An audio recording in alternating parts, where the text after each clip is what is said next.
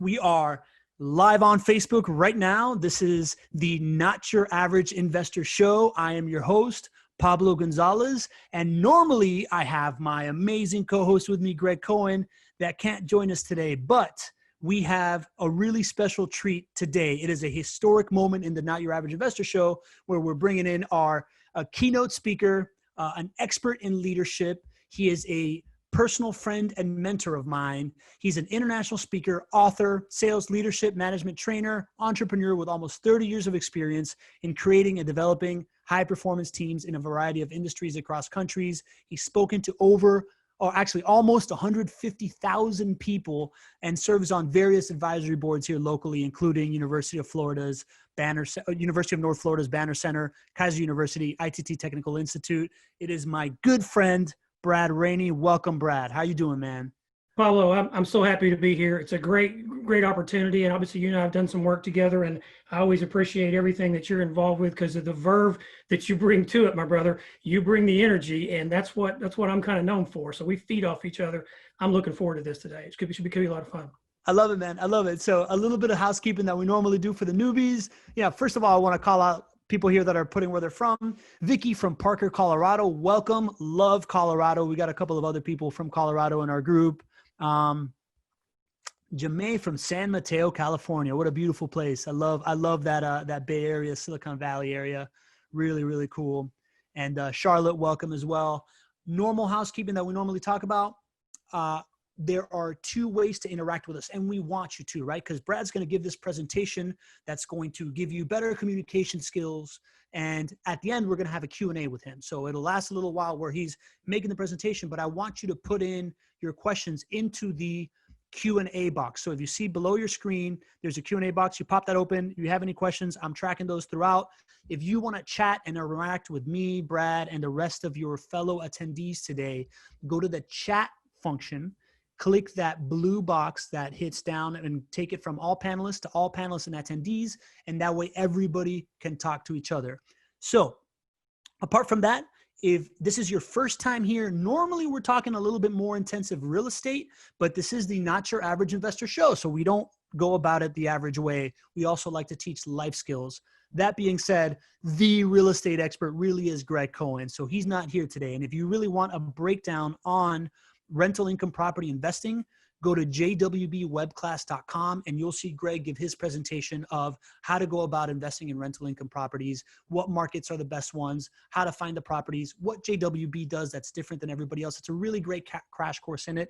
And if you have a specific question, something where you are either looking to move forward in your journey and you want to talk to somebody that can tell you how it'll fit into your portfolio, or you really have a specific thing that you want to answer, go to chatwithjwb.com, set up an appointment with the team, and they're going to be super helpful. It's a no pressure, just all value add call, and it starts you on your journey and gets those questions answered. So without further ado, Brad, I'm gonna give it up to you to start your presentation. If you could give us a little bit of background about you real quick to frame it, and while I make you the host here so you can share your screen, sure. I appreciate that. Little technology here. Yeah, go for it, my man. Yeah, I actually grew up in the broadcasting industry. I was in television for about 25 years in 4 southern markets, Knoxville, Huntsville, Nashville, Jacksonville. Apparently, if it has a ville in it, I will live there. And so we ended up in Jacksonville in 2001, worked for a couple of great groups here. And in 2012, I decided to do this full time. I started a business that basically is called Personal Performance Partnership. We do 3 things: corporate convention speaking, sales, leadership, and management training, and what I call upper end job seeker services. Those are primarily transitioning vets in our area. We have the 3rd largest group of naval retirees in the country here in Jacksonville.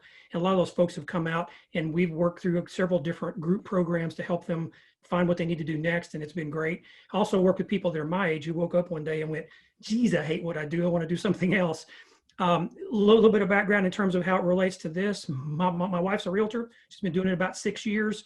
Multi-million-dollar producer, has a nice little award on our for last year on our mantle that we're very proud of. I also have my license. I help her out whenever she's got overflow, so I can do open houses or a few other things for her. So we're involved. She's worked with a lot of flippers. She's worked with a lot of investors. So I've had these discussions at my coffee table or at my kitchen table. And I think there's an opportunity for you to understand not only what you do, but that next level thinking. This is about communication, and it's about, can you communicate at the right way at the right time? And what I'm going to try to do here, if I can figure out how to get my PowerPoint up. Let's see, there it is. There it is. Seems like it's There it working. is. Yeah, we'll get it from the beginning and we'll go from there. All right. This is a topic that's been morphed into a couple different things, but it started out as basically somebody had a client call me and say, look, we have people that we have two different HR groups in our organization. This was for Crowley Maritime. They called me and said, we got two different HR operations here. One is onboarding and offboarding, hire you and fire you. The rest of them, another 16 people, take care of the benefits packages. And are you using your insurance, and are you using your FSA, and all those things. They don't talk to each other. They're in the same room. And this new HR guy came in and said, this is terrible. I got people that have never met each other, and they're in the same room. There's a little wall between them. They don't talk. So we came up with this full day thing that we did at the University of North Florida, brought their entire team out. And what emerged from that for me to use later on is what you're going to see. It's a short version of a workshop that has been around the country. I actually did it for the Florida Realtors Convention a couple of years ago, state convention. It's been in a couple other realtor things. We've done some training with realtors with it, and it fits that mindset of how you think and how you perceive people across the desk. Let's start with challenges. Now, this is a time when there are more challenges in communication than there have ever been.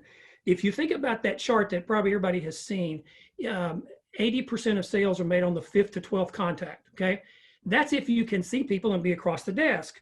Right now, if you're just using email, maybe some Zoom like this, maybe, get on the phone with people, that is probably more like 15 to 20 contacts to get somebody to believe you, to get somebody to trust you, to build that rapport that you could build in person with some of the verbal and nonverbal cues that you really can't. Even on a Zoom call, I can't really feel you. I can see you, but I'm not feeling that energy. Well, there are challenges that have gone not only beyond that, but if you're in a position where you're uncertain, you're not, and aren't we all? I mean, what is COVID? When's it going to go away? Can we get back to work soon? Can I go to a restaurant? We just had yesterday here in Jacksonville, the mayor came out and said, 5 o'clock, everybody's got to wear a mask everywhere. I don't care what you're doing. So now we have these mandates and people are walking into Publix without masks and getting told they got to go outside or take this one and put it on. If you're feeling uncertain, you communicate differently. You don't put out the same thing. You're holding back. You're not sure exactly what to say, how to say it, who's going to receive it. We've got a lot of social upheaval going on right now. Maybe you're not sure how to communicate with people because you're not sure where they sit with that. Politicals is a big thing right now. Of course, we got an election coming. If you're dealing with those in your head, they're coming out of your mouth. If you're believing that things are weird and uncertain, you're holding back. Also, if we get back to actually working in a building, what we found is there are a lot of these cube farm silos where people, this is what was happening in the HR group. People came in, put on their headphones, and we're working with, like I said, this Crowley is this huge shipper across the world. They have something going into about 300 different ports around the world right now at any moment. So they have people internationally that this team was speaking to, different time zones, whatever. They come in, put their headphones on, and never talk to the person next to them, much less the people on the other side of the little wall. So these cube farm silos are people come in and just do their thing. They don't connect. They're connecting with the people that they're dealing with on their screen, but not the people sitting next to them. And that's a terrible way to live. If you're in a business, or maybe you're having your own managerial shifts, maybe you're making your own choices and you're making shifts. Again, it goes back to that level of uncertainty of where am I now? Or if I'm working for somebody and I'm trying to do this on the side, or I'm trying to invest, I'm trying to find a way to get myself into running my own business. What does your manager come in and say? Well, today, here's what we're going to do. Everybody's going to work from home for the next 3 months, and we're going to figure it out. We're going to be on a call at 9 o'clock in the morning and a call at 5 o'clock in the afternoon to make sure you're doing your job. Wow, is that putting pressure on you? And again, it affects your communication. Your responsibilities may have changed, and they may change in the future. I mean, as we're going, we're not really sure what's coming next. All of these go into the fact that it affects how you form phrases, how you send information out, and how people receive it. The question really is, are you working to succeed, or are you working to survive? If you're working to succeed, you're thinking about next week, next month, next year. You're thinking about the other side of the forest, because you'll walk through the trees if you know what's on the other side. If you don't know, you're going to work to survive. You're going to get through today. You're going to get through tomorrow. You're going to get through maybe a couple of days down the road, but you're not thinking about the future. You're thinking about, can I get my delivery from, Publix today so I don't have to go to the store? Can I make sure that I wash my hands 50 times so I don't bring COVID into the house for my kids? You're thinking about surviving today. And if that's what's happening, you're shortcutting yourself and you're shortcutting your future based on the way you're communicating, because it's coming out that way. People perceive it. If you're tense, if you're upset, if you're concerned, it comes out in your verbiage, it comes out in the tenor, the tone, everything changes. So what we're going to try to do today is give you some things that can help you come across that. Now, there's a thing that came out a few years ago, and I've used it, and a friend of mine actually coined it, allowed me to use it. I'm going to share it with you, here in just a second. It's called 100% of 50%. And what that really means is, in any given conversation, in any given interaction, I am responsible for 100% of 50% of this relationship. Now, what the hell does that mean? Well, here's what it means. I have to give you my all. I have to shut down the other influences, put my phone down, put down the iPad, look at you if I can across the desk or on a Zoom call where we're looking at each other, focus on you, focus on what this interaction is and not what I'm getting ready to say next. I'm responsible for getting 50% the way there. I can't get all the way there. You have to be involved as well. It's a two-way street. But I'm responsible for getting 100% of me to you. And that's where communication starts. It starts with that interaction. Can I see you? Do I understand who you are? And I'm going to share something with you, and this may shock you. I had a few people at the Realtor Convention that pulled me to the side and went, "Did you really mean what you said?" Yes. Here's the phrase. If people are not getting what you're saying, brother, it's your fault, not theirs. You don't know who you're connecting with. You haven't framed it so they can hear it. I speak to diverse groups around the country. You know, the first thing I do before I show up at an event, actually the first thing I do before I even take the event, who's coming? Tell me who's in the room. I did this with Pablo when we were talked about doing this a couple of weeks ago. Who's going to be here? What do they do? What are their backgrounds? Because I can say what I want all day long. If it doesn't connect with you, that's my fault. I didn't spend my time doing enough research or asking enough questions or being present enough to understand who I'm actually dealing with. That's what this is about. If you've got a unique buyer and they're coming from a different country, or you're trying to get in and get a good deal and you haven't met this person before, you better be on LinkedIn. You better be looking them up in the background. You better be finding out everything you can so you can frame your questions. You can frame your discussion based on their reality. Who are you talking to? It can't be a canned pitch. It can't be the same thing over and over. It's got to morph for the people. It's got to morph for their style. If they're rapid fire, kind of like I am, you want to keep up with them. If you get a guy that's very slow and just don't want to get going too fast, you can't go fast with him. You'll run him over. He's like, hey, you're trying to hoodwink me here. You've got to match who's in front of you. You match that style. You match that energy. That's the 100% part. You've got to make sure that you're involved with that. Well, let's talk about what real estate investors really are. Let's talk about some of the traits that make them great. This is the research I did for you guys. When we talked about this a couple weeks ago, Pablo said, here's what these guys are. And I went to work. I started building, who are you and what do you do? Here are some of the quotes that came up. I did a bunch of research, and here are the things that just bubbled up. You got to be highly trained. You got to understand the industry. It's not cookie cutter. You don't just walk in and flip a property. You don't walk in and invest in something. You got to get it. You got to understand what's going on. You have to be trained. You have to be excellent communicators. Well, it took us to the second one to find the word communication. The second trait, you have to be a great communicator. If you're not, this is a very difficult business. Most businesses are, but especially this one where you're selling an idea or you're selling a future or you're selling a growth potential, they have to buy into you. You have to be able to adapt to personalities and styles. I touched on that just a second ago a little bit. You got to flip it to figure out who's in front of you. Who am I talking to? What type of person is this? Is he an aggressive person? Is he laid back? Do I need a bunch of data? Is he an emotional buyer? Is he a tactical buyer? I need to know who I'm talking to because I'm going to frame my discussion based on that. You have to be highly composed. Things blow up.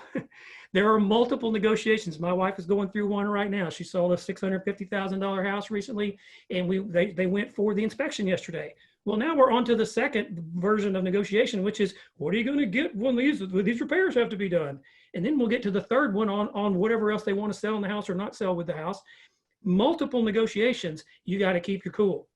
It's not done when it's done. It's done when you get the check at the end of the day. When they pass it across to you and go, congratulations, then you're done. The rest of it is a continuous process.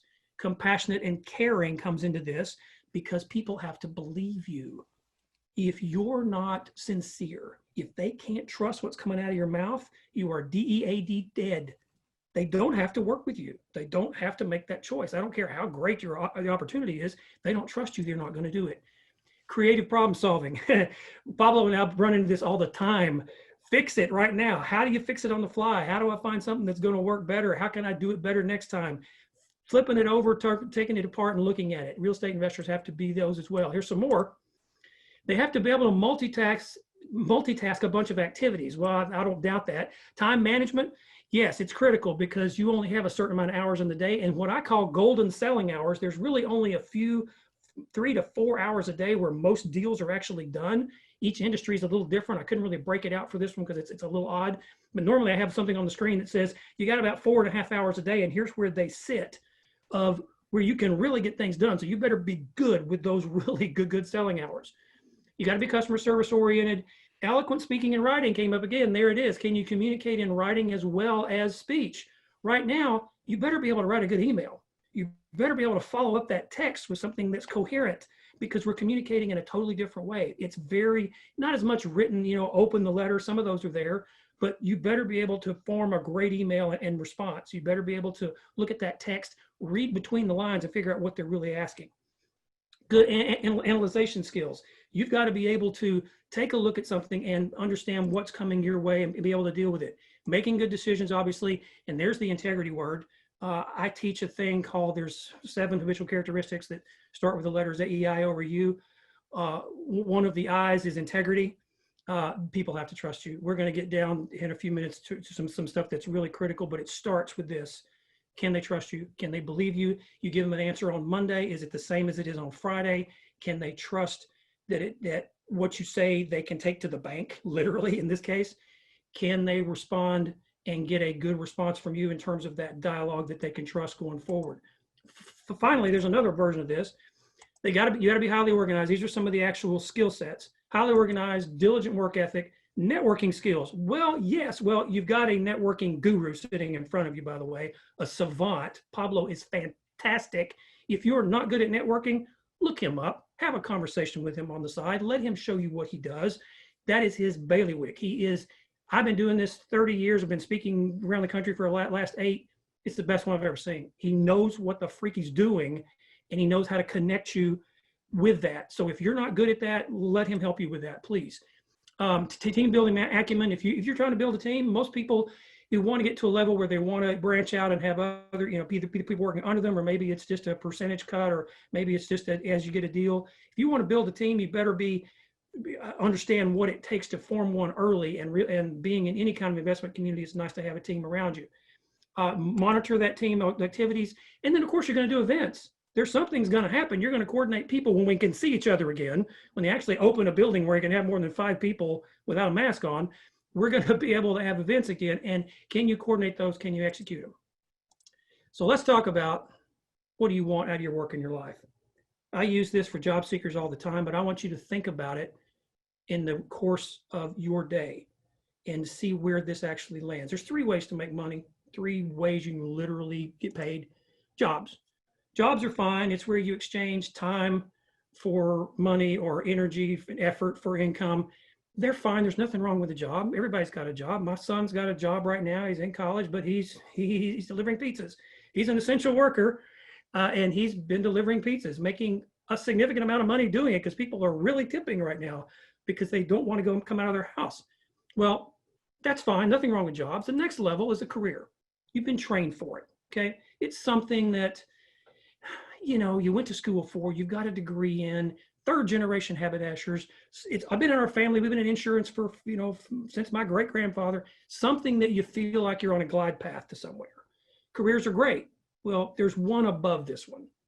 Well, jobs are okay. Career sounds like where I want to be. I mean, I got my degree in that, and I went to school and learned about all this, and I've got my accreditation, so I can, in my license now, I can invest in properties. Isn't that a career? I'm hoping if you're vibrant enough to want to get to the next level in things, that you're looking for this one. It's called a vocation. Vocation is an occupation of which you're specifically built. You had these skills at birth. You have them already. The question is, are you unearthing them and using them? This is an occupation to which you have a calling.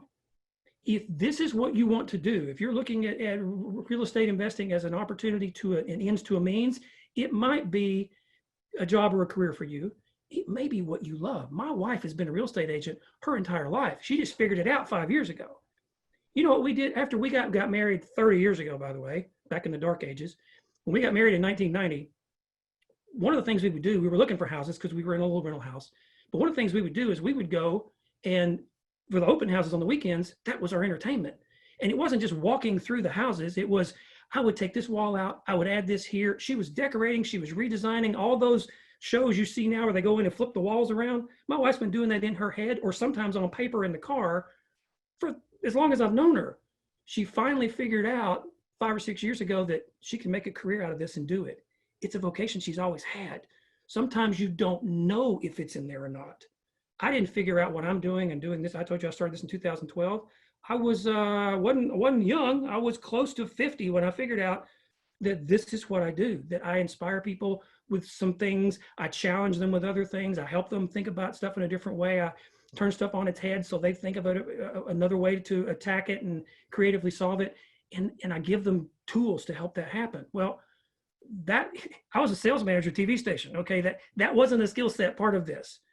But the bottom line is I had it. It was there all the time and I had to unearth it. You may be sitting on it right now, and this may be what you're doing, or you maybe need to think about, what is that I want to do? How does that help me get to the next level? What you're looking for is a word called thrive. And I walked in my church a few years ago, and this was up on all the screens, and I started researching this word. One of the definitions is prosper, flourish, or grow luxuriantly. That does not necessarily mean money.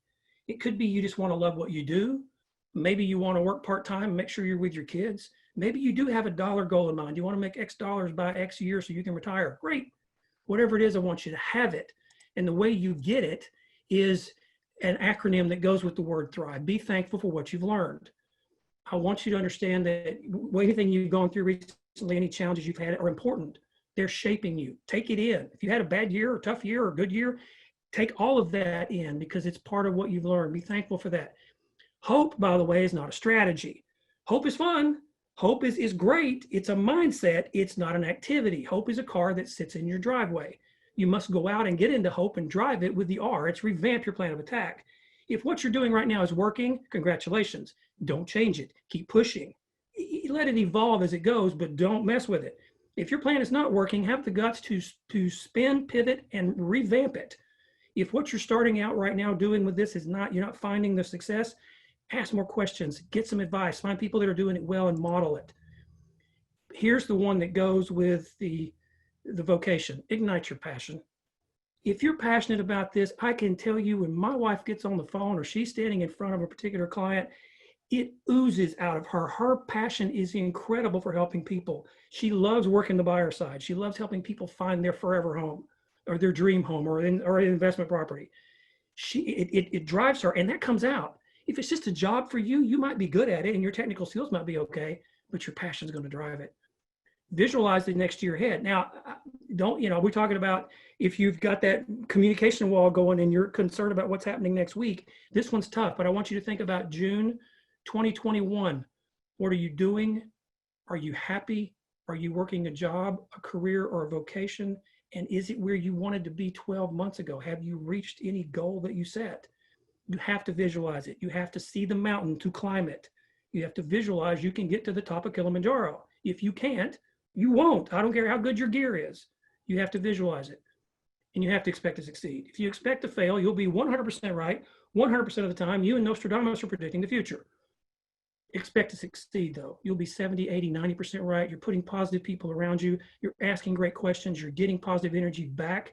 And you're starting to make decisions that allow you to move forward, not just stand still and hope to see what goes on. This is from Gold in My Ear. Now, if you told me 8 years ago I was going to be quoting Gold in My Ear in some of my presentations, I would have laughed at you. But look at this one. Trust yourself. Create the kind of self you want to live with all your life. Make the most of yourself by fanning the tiny inner sparks of possibility into the flames of achievement. Flames of achievement. What is she talking about? It's passion. She's talking about the fact that if you're on fire for something, it literally bubbles up inside you. It comes out. We all have a little door on the front of us. It's a little access panel. We can go in and we can turn these flames up. You have to know how to use it. You have to have that key to open it, and you have to know what to do with it and when.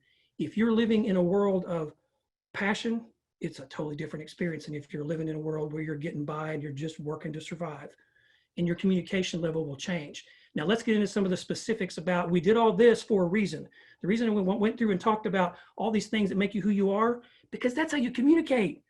This is not just a skill you pick up on the street. It comes out of you. So you have to understand who you are first, and then connect them with things like from Dr. Travis Bradberry, who I've great follow on LinkedIn. I contacted him a couple of years ago and said, man, you have great stuff. He said, use whatever you want, just put my name on it. So there it is, Dr. Travis, and here's some of his communication secrets that he shares for exceptional people. We talked about this one earlier. They know their audience. I don't get on one of these. I don't show up at a meeting with a client. I don't do a client needs analysis with somebody. I'm in sales. Before I do some work with somebody and they want to bring me in as a consultant, I spend 2 hours at least doing background on the company, who I'm talking to, where they're going, their stock prices, whether they're up or down, whether they're looking to be acquired, whether they're trying to grow, what are their challenges, before I even talk to them, before I even have the CNA, which tells me all the answers. I want to know who I'm talking to. I know my audience. I want to know who I'm after. You have to as well. You're experts in body language. There are about 700 great books on body language. Get one, download one. I'm not going to give you, 20 pages of one right now, but here's the very simple parts. You have to mimic them. If you're sitting in a meeting with somebody across the desk and they lean forward, you lean forward. If they lean back, you lean back. If they're really fast, you try to keep up. If they're paced a little differently, you watch their pacing. You let them respond. If they're a person that likes to take a long time before they get the answer, be quiet, let them think. But watch their body language. If they're tugging on their ear, they're not getting it. They're not hearing you. They're not really understanding. If they're rubbing their eyes, they're really tired of the whole thing, and you're either going to have to step it up, change your gears, or go in a different direction. A few quick ones. Go get one. If you're not good at this, you need to be quickly, because it's important. They're honest. Great communicators tell you the truth. They don't sugarcoat it. They might frame it so it's easier to take, but they're going to give you the truth, and you can rely on that 99.9% of the time. They're authentic. We're going to get into this word in a second. Communication at its highest form comes from an authenticity. If you see somebody in front of you who you trust, do you take that information in more than a guy you never heard of before, or me? You just met me 20 minutes ago. I hope you trust me more by the time it's over than you did at the beginning, but you didn't know me. If you'd seen me 5 times and you worked with me as often as Pablo has, we have a level of trust. Pablo tells me something, I take it to the bank. I don't question it. We need to do this. Okay, brother, I'll do it. But that's come from the fact that he's told me the truth, and I've been able to relate to that every single time, and it's been backed up. Well, they're authentic. I'm going to tell you the truth. You're sitting in front of me. As a manager for a long time, the biggest thing I tried to do was I never took credit for the success of my team. I took credit for building the environment that bred the success of my team, because it was important for me for them to understand that I would tell them the truth, good, bad, or indifferent. They would know where they stood and where we needed to go, and I would help them build the road, and I would back them up 100%.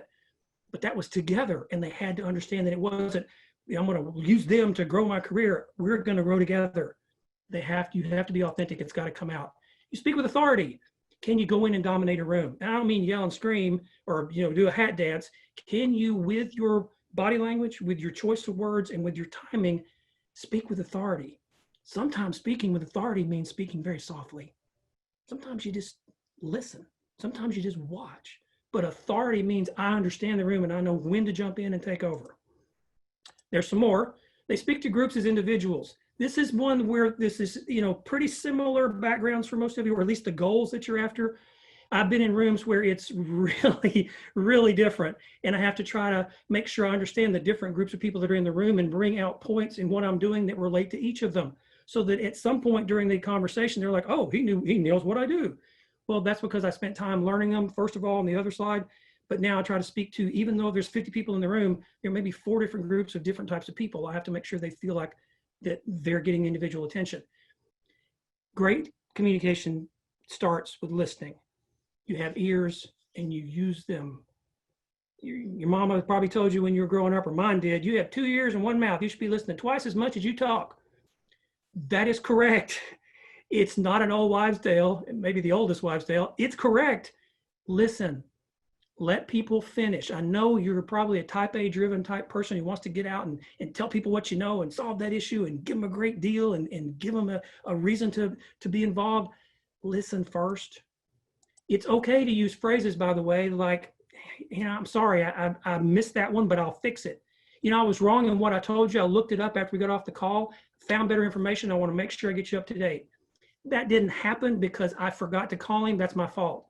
When you take credit for those and you jump up and say, I screwed up, but I won't again, your authenticity goes through the roof. If you try to duck it and cover it, no, it wasn't my fault. No, that was your fault. No, you didn't tell me that. Now I'm backing up from you going, I can't trust this guy as far as I can throw him. So make sure that if you do have a situation where it needs to be, and we all do, nothing runs perfectly. I mean, it's not a machine we're using here, it's life. If it breaks, tell somebody, you know what, I was off. I told you this number, it was this number, but I found it. Let's move ahead. I won't make that mistake again if I can help it. And you ask for feedback.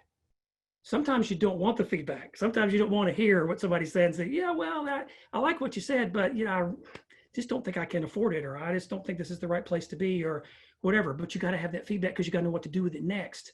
And you don't just wait for it to come, you ask for it. Bob, we had that great conversation yesterday. Just want to, just give me a couple minutes. I'd love to pick your brain about what you thought. Just give me a second. I have some things I want to fill in the gaps, the knowledge gaps here. I learned some things yesterday, but I'm not sure. Give me some feedback on what we did. Was it beneficial? You may hear something you don't want to hear, but that's the part of being authentic where then you know what you can change. And, it's good to know. It's good to, rather than them coming to you, you want to go to them. Proactivity was that next phase, is exactly what it is. I want to know if what we were doing makes any sense to you whatsoever. Does it?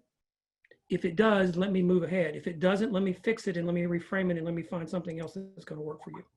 Now we get to the word that I mentioned earlier, authenticity. Authenticity comes from a number of things. It's basically this quality of being genuine. It's one's true nature or beliefs.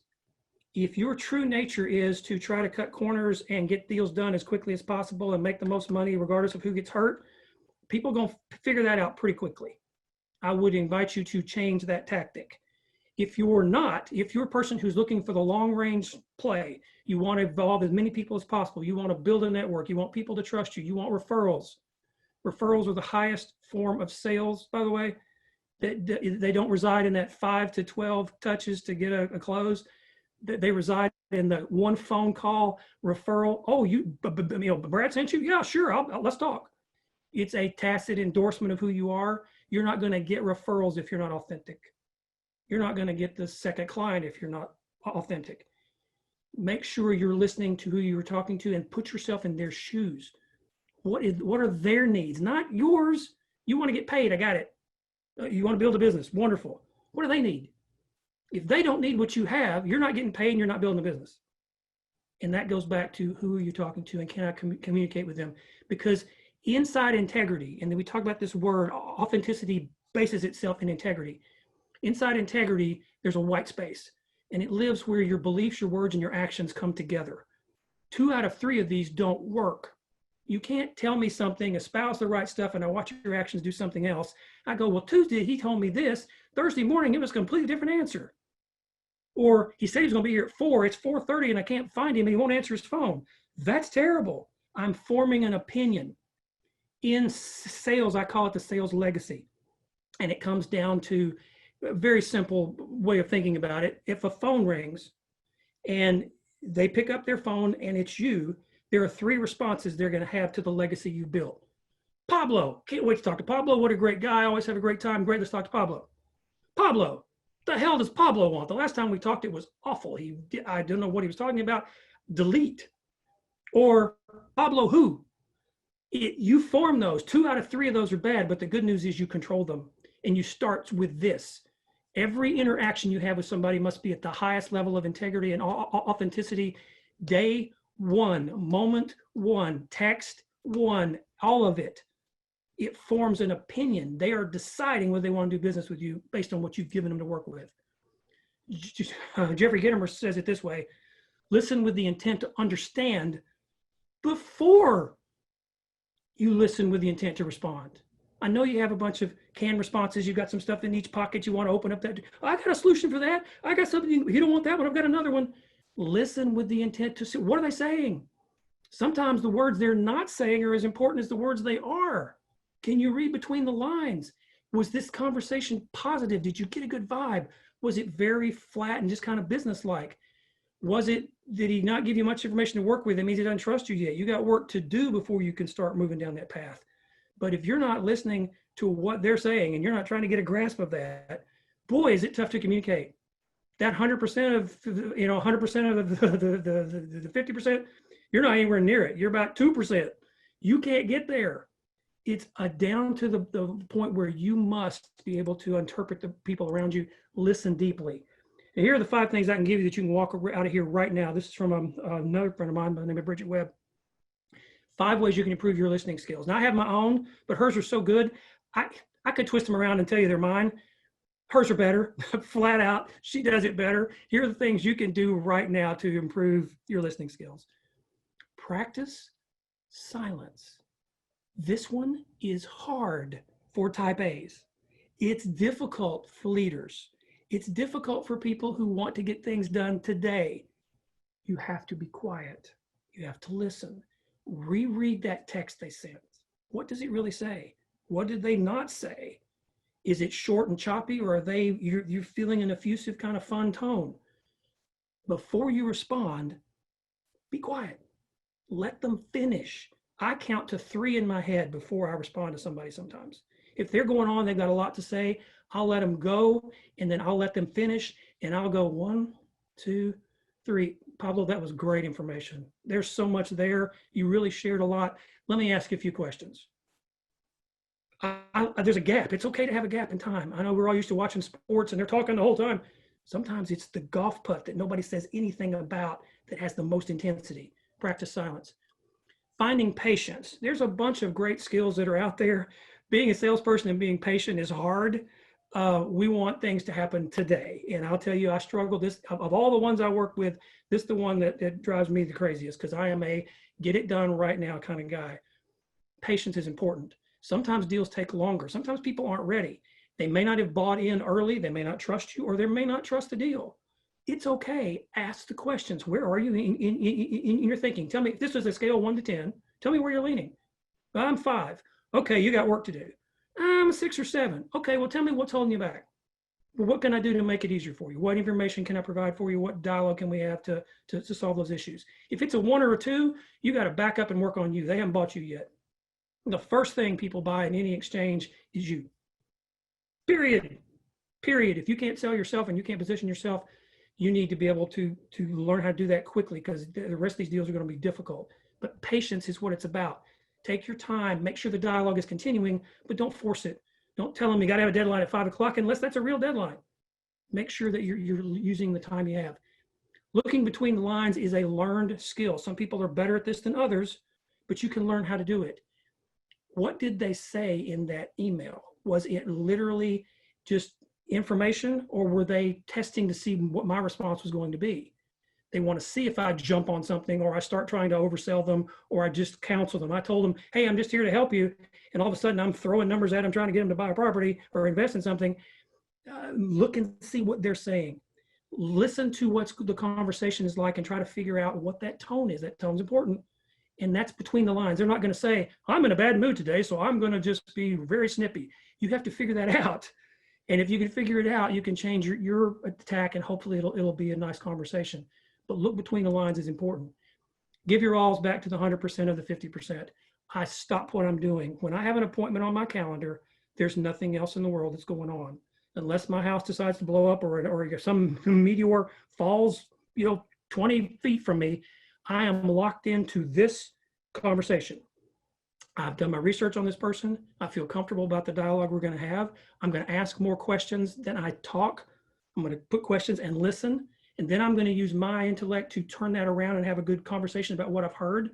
But I'm going to give my all of this conversation. I'm not going to have my phone on. I'm not going to have it. Excuse me just a second. I need to take this. If it's that important, you probably shouldn't have been in the middle of this meeting. Or you told them up front, look, my dad's in surgery. The hospital may call and give me an update. I'm sorry, my phone may go off. You let them know it might happen, but you don't just blow it up in the middle, because what you're saying when you answer your phone is, my time is more valuable than yours. And that is the worst portion of authenticity you want to give them, is you don't care. You're being authentic, all right. You're telling them that your time just doesn't make any difference. The final one is, don't jump the gun. You do not have to respond. I worked for a general manager in immediately is the phrase there, but I worked for a general manager years ago who said, what's the worst thing that can happen if we don't just knee-jerk react and respond to this? We had an upset client. Things didn't go well, and in some big promotion we did, and they were throwing a fit, and they sent a long email with a bunch of complaints.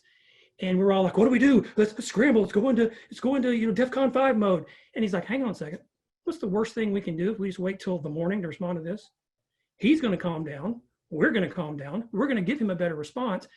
Go ahead and respond now and say, I see that you have some concerns.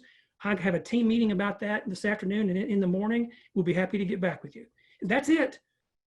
In this case, if you get my wife has had some of the weirdest real estate deals you can imagine. They have just popped up. They've been the weirdest stuff ever. And what we always do when something wacky starts to blow up is stop and go, do we need to respond to this guy right now? Is this a demand? Is this a request? Are they fishing, or are they really concerned? We need to figure that out before we respond. If I think he's fishing and I go back with a hardcore response, I'll blow him out of the water. He's going to go, oh, well, hey, that's what I ask. So don't jump the gun in responses. Practice silence. Be patient.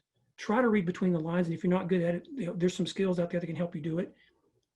Plug into what you're doing right now. Don't automatically respond. Don't have a canned response. That one that comes up now, if you got Gmail, somebody sends you an email, look down at the bottom, scroll down the bottom.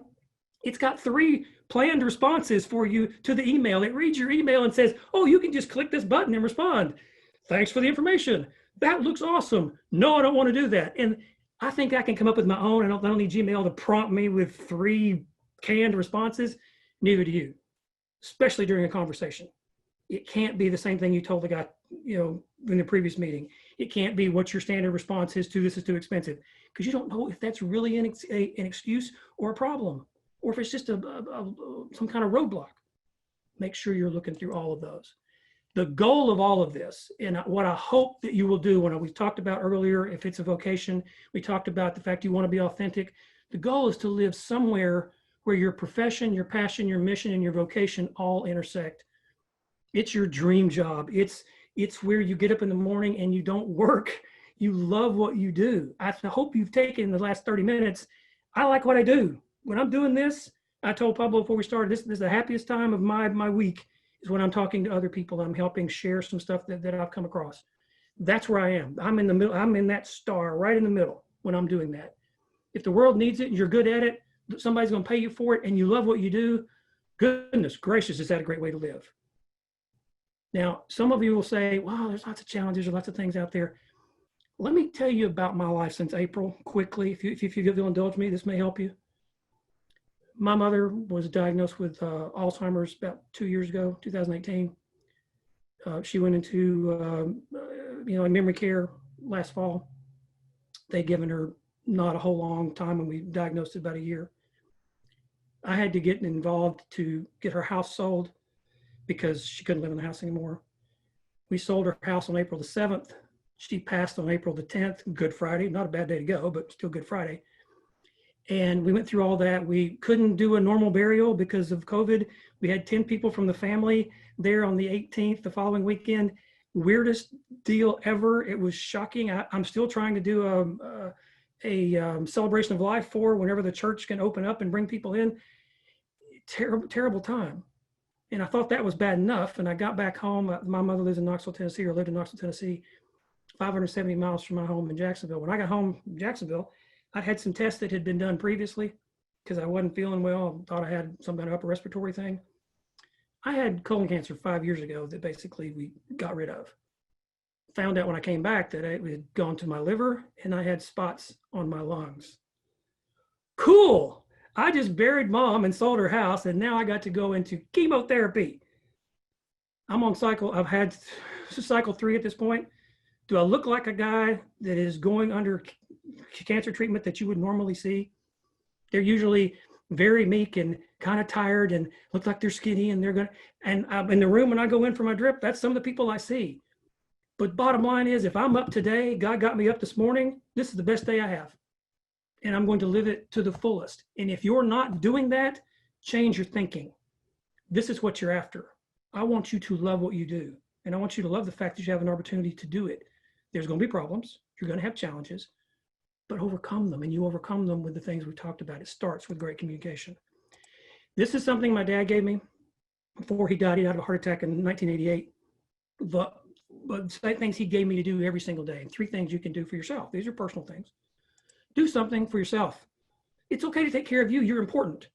Work out and then have the beer, or go to the beach, or be careful as long as you got a mask on. Take care of yourself. It's okay to take care of you. Do something for somebody else. We're ripples in the pond. We affect each other, especially right now. This is difficult because we can't be around as many people as we want. Reach out to them on things like this. Pick up the phone and call them. Send them a text or an email. Let them know you're thinking about them. Help the neighbor who's a little older and they can't get to the grocery store. Help them get their stuff in. Think about the people around you. It's important. And then stuff that needs doing. This is a to-do list. This is the type A stuff that we like to get done. Make that to-do list in the morning. Check it off by the time you're done in the afternoon. If it's not complete, move some of those things over to the next day. I think earlier this week, Pablo shared a time management talk that we had. And that's part of this. Front loading and getting things done quicker in the week is important. But make sure you're getting things done. Make sure you're moving the ball forward. Make sure that you went from 0 to somewhere during the day and you didn't get distracted. You literally had a plan and it's going to work. You'll get nowhere without a plan, by the way. Make sure you have one and make sure you're executing it. A little bit about me. If you need to get a hold of me, we do all kinds of things. We have a company that does a variety of stuff. I got a couple books out. I'm working on 3rd. Not going to sell you on that. Pablo can do that later, but it's easy to find me. Brad@bradraney.com, and the website's bradraney.com. It's pretty simple. I'm on all of the social platforms that you see. And thanks for the time, Pablo. I appreciate you letting me share this. These guys are in a situation where they can all go the next level in the next few weeks with some of the things we talked about. You can change your communication style today if you want to. Let me see if I can give you this back without being cumbersome here. I'm giving it 3 seconds before I respond, Brad. I'm going to stop sharing. That'll put me there. And then what do I need to do to get it back to you? Oh, if you go to participants to give it back, but let's talk real quick. We don't have to. So, I want to talk about a couple of things that you talked about. First of all, I want to thank everybody that stuck around with us. We still have 18 people on this call with us, and that's amazing that you spend your Tuesday afternoon with us. We're trying to bring some value. Again, Greg normally joins us on this and we have a more real estate conversation, but we also talk a lot about communication on this show because it is such an integral part of life. And it's such an integral part of what JWB does. Any of our clients, any of our regulars can vouch for the idea that we're really dedicated to that. And some of the stuff that you're bringing up, Brad, the effective communication of leaders, right? I kind of deconstruct that in the way that I see what Greg does and what JWB does and what this show is about. And namely, I just want to deconstruct a little bit to put some context for the audience that this show really is about knowing the audience, right? It really is about interacting with you on a biweekly basis and getting your feedback real time. It's about being honest. It's about showing up, being authentic and being proactive. And one of the great things that we've learned throughout this journey of the last 6 months of doing this is that accountability and authenticity really gets to shine when we are here, right? When COVID hit, we really didn't know, a little bit behind the scenes. Greg and I were kind of nervous about showing up and talking about the numbers and what we think.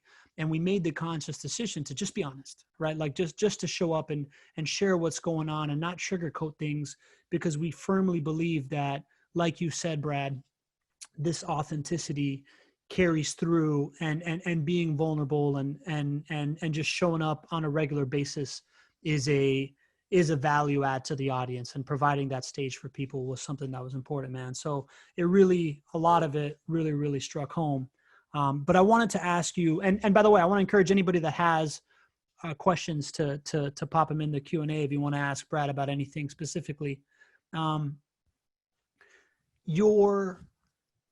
I, like you, I'm a fast talker, high energy guy, and I love your energy, man. I really appreciate what you brought today. But how do you balance out that want to respond? And like when you hear something of somebody saying something really intelligent, how do you keep that in your head to respond while still being in part of that conversation? Well, number one, if it's not a natural skill for you, it's practice. Think about conversations like chess. Good chess players are 4 or 5 moves ahead of where they think you're going to go next or where they're planning. They do not sit down at the table without a guidance or a plan. That's why when I get on a client needs analysis, or I'm talking with somebody about how to, a discovery call about what they're trying to do, I'm not going in there blind going, hey, tell me about yourself. How about your company? I've done all that. I got pages and pages of notes, or I've got screens of stuff I have found, and I'm asking them direct questions. Look like you started in the mailroom 14 years ago. Now you're CEO. Tell me about that journey. And guess what happens? They think I'm the coolest guy ever because I asked them about them. I spend more time learning about the people than the product, because the people can help me get to the product and we can decide whether it fits and we need to be working with each other or not. But if I don't get through the people part, product doesn't matter. So it really comes back to it's a skill set that allows you to literally just chill and understand that this is a person you're talking to. It's not, he's got a big title or he owns a bunch of properties or he's Mr. Intimidation because he likes to think he's big. Let him do his thing, but inside of that's a person. And it's literally just trying to understand that I have those questions either in my head, sometimes they're scripted. If it's like this, I may have a list of questions over to my right where as we go through a conversation, I'm ready to ask them. I'll ask them like I've never thought of it before. Oh, you know what? You just jarred something in me. Let me ask you this. And it's a question I've written down for 15 people because it's a pertinent question, but I make it feel like they generated it. As personal as I can make that conversation. And even the toughest guys at the beginning, I had one the other day, I talked to a guy in Chicago, and Chicago's a tough town. Chicago's a hard-working town. This guy's been there 30 years. He's been in media a long time. He knows everything, he thinks. And I let him tell me how smart he is at the beginning. And toward the end, toward about 2/3 of the way through, I asked him a few questions, and he stopped and he said, now I know why you called me. I just figured it out. It took that long. It took me 20, 25 minutes of just asking him questions and letting him talk for him to figure out that I thought there was a synergy there that he hadn't figured out yet because he thought he knew everything. And when I brought up a couple of things that made sense, all of a sudden it was like puzzle pieces. I know why you called. Thank you. I appreciate it. He thanked me by the end of the call. I thought it was going to last 5 minutes. 25, 28 minutes later, he's going, thank you for calling. I appreciate this. It's great dialogue. Let's schedule another call next week. That's how it happens. You got to break the egg. I don't know what your objections are. I don't know what we're coming from till I get in and crack that egg open. And it may be it's fear. It's the number one factor that people hold back from. They're afraid to make a mistake. I got to get to fear. They'll tell me it's too expensive and I can't do this and I got decisions to make and I got kids in school. They're afraid to go to their wife and go, I invested in this, and she's going to go, you did what? You lost money the last time. It's all fear, but I got to get down to that golden egg first. And I can't get there if I don't listen to them. And that's a long-winded answer to a really short question, but that's it. I got to let them talk. Makes a lot of sense, Brad. It's something that it didn't come natural to me, right? Like we talk about, you and I have talked in lengths about relationship building and networking and listening and communication. And I talk about it a lot with Greg too, but it didn't really come natural to me as a young man. As a young man, I felt that the loudest person and the one with the most energy and the most animated could get attention, and it still works, right? But really long lasting influence, trust, access really comes from that listening piece. And it hit me in my, I would say, late 20s. And I'm just wondering kind of when did all this understanding, is this, you talked about your father in this, right? Was this imparted on you at an early age? Is this something that you developed as you moved through business? It's a wonderful question. And hopefully some people can relate to it. They're still hanging around. My dad was on television. He was news, weather, and sports on the TV station where we're in Knoxville. There were 3 TV stations in the 60s, of course. From 1954 to early 70s, he was different portions of that 17, 18 years, news, weather, and sports. Everybody knew him. So Dad would walk down the street and people would stop and ask for his autograph, or we'd walk in a restaurant, they'd clear a table. He was a local celebrity. So I grew up in kind of a weird environment for that. That's how I got into television to start with. I'd grown up in the TV stations. His whole thing was, can you relate? Because news is important, but for him, it wasn't just reporting news. It was, how is this impacting people? Think about this news story. Think about, I was watching BBC News, and I invite people, do you really want a perspective on what's going on in the world right now? Go to your PBS station and find one of the two BBC Newses that comes on here. They're 6 and 6:30. Gives you a world perspective of what's going on. They had something on the other day, and it got to the point where I wasn't really sure what the topic was. She came on and said, we've got all the world's going crazy, but now let's go to Africa where there's swarms of locusts eating everything. And we're like, what? And they did a 4-minute piece from a reporter who's on the ground looking at these trees and shaking the trees, and the entire tree leaves, because there's not leaves on the trees. Those were locusts. And these people are trying to use science now to get rid of them. They're using geotechnology. They're geoplotting them to get rid of them. But at the end of the day, she's like, but all this technology doesn't mean anything until you see the people that it affects. And she turns around and you see these huts and where people are living, and that's their farm. And if the bugs, these things come out of the ground and eat their food, they're going to starve.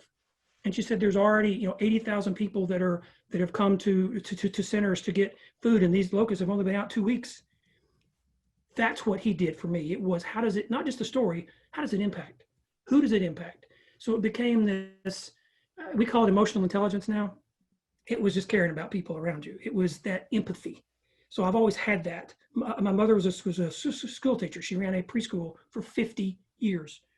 She had over 3,000 students in that time. I've got a whole thing in the eulogy I've written for that I can't wait to give, that if I could ever have people in a room, I can give it, about how many people she impacted. She had 3 generations of people that came to her school. Children of children of children came to her school.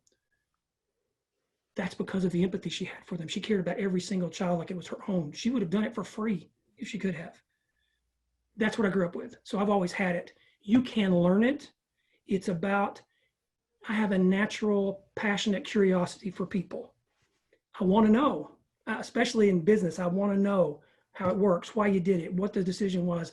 Is it kind of like Marcus Lemonis, the people, the process, the product.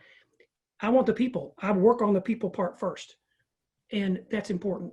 And you can do that. You just have to learn. There are certain questions that you can ask. There are certain questions you can't ask, and how to do it. There's a rhythm and a tenor to it, but it's really about empathy first. What can I use the word resource a lot. I want to be a resource for you. I don't want to sell you anything. You can buy it if you want it. You can bring me in to speak to your people, whatever. I want to be a resource for you. Will what we do affect you? Will it allow you to grow? And if it won't, well, what are we talking about? I want to be a resource. It's a great phrase. It makes people calm. You're not trying to sell them something. You're not trying to take their money or grab their wallet.